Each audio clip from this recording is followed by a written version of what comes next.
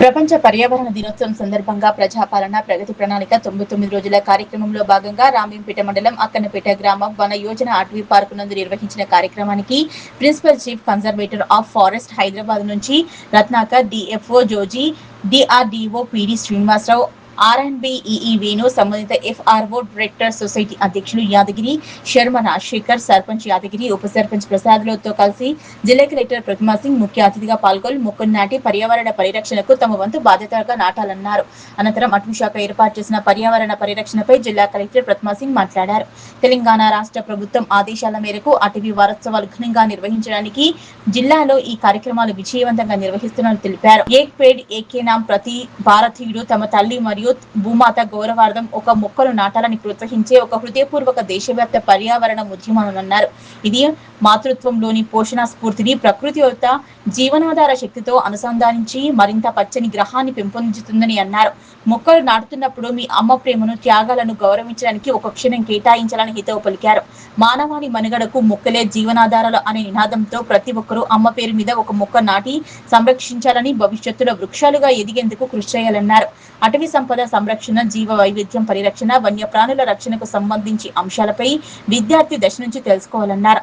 జిల్లాలో 24% అటవీ సంపద ఉందని, జిల్లాలో నర్సాపూర్, వడియారం, పరికిబండ, మనోరాబాద్ అర్బన్ ఫారెస్ట్ పార్కులను హైలైట్ చేయడం జరుగుతుందన్నారు. ఈ ప్రాంతంలో ఉన్న ఫారెస్ట్లకు పిల్లలకు ప్రత్యేక టూర్ అరేంజ్ చేసే వరదని జిల్లాలోని అటవీ సంపద ఫారెస్ట్ పార్కులకు మొక్కల వల్ల భవితరాలకు ఉపయోగపడికి సంబంధించిన విషయాలపై అవగాహన కల్పించాలన్నారు.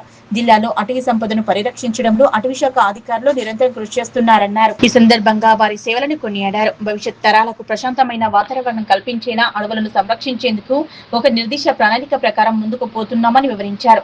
జిల్లా స్థాయి ప్రత్యేక యాక్షన్ ప్లాన్ ద్వారా అర్బన్ ఫారెస్ట్ పార్కుల పర్యాటకులకు ప్రాచుర్యం పెంపొందించే విధంగా చర్యలు చేపడుతున్నామన్నారు.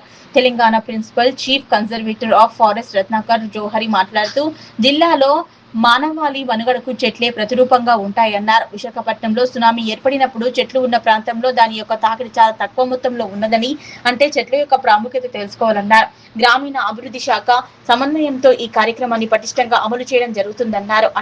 ఈ కార్యక్రమంలో అటవీ శాఖ అధికారులు, జిల్లా అధికారులు, ప్రజాప్రతినిధులు, మెదక్ జిల్లా అటవీ శాఖ అధికారి జోజీ, రామయ్యంపేట రేంజ్ అధికారి విద్యాసాగర్, మెదక్ రామయ్యంపేట, తూప్రాన్, కౌడిపల్లి, పెద్దశంకరంపేటల రేంజ్ అటవీ శాఖల సిబ్బంది పాల్గొన్నారు.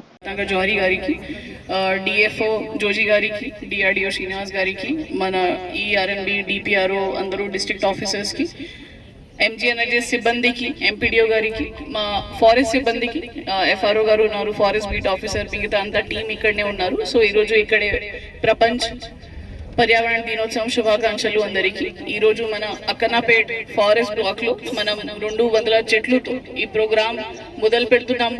ఇది అయిన తర్వాత కూడా మనకి మాన్సూన్ వచ్చినప్పుడు అప్పుడు కూడా మనం జిల్లా వ్యాప్తంగా ఒక గ్రీన్ యాక్షన్ ప్లాన్ ఇంప్లిమెంట్ చేయడానికి సిద్ధంగా ఉంటున్నాము. ఇప్పుడు పీసీసీ గారు చెప్పినట్లుగా ఎక్కడైనా మనకి మొక్కలు కూడా కొన్ని తక్కువ ఉన్నాయి, అక్కడ కూడా మనం హైదరాబాద్ నుంచి కానీ వాళ్ళే సపోర్ట్ మొక్కలు పెడతాము.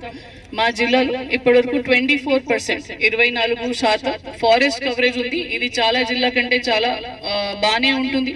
సో దీంట్లో ముఖ్యంగా రోల్ మన ఫారెస్ట్ సిబ్బందికి ఉంది. ఫారెస్ట్ బీట్ ఆఫీసర్స్ కానీ, ఫారెస్ట్ రేంజ్ ఆఫీసర్స్ కానీ.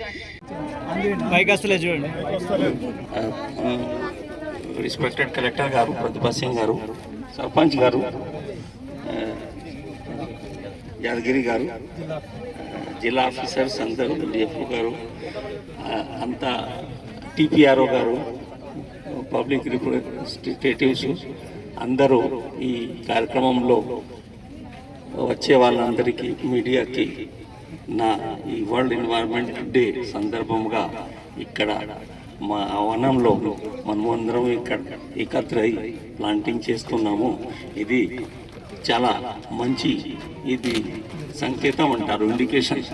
ఎందుకంటే ఇప్పుడు స్టార్ట్ అవుతుంది, వనం వస్తుంది, బట్ ఇది 5th వరల్డ్ ఎన్వైరన్మెంట్ డే. దీనికి హిస్టారికలీ 5th జూన్లో పడింది ఇది డేట్ రేడియో వరల్డ్ ఓవర్.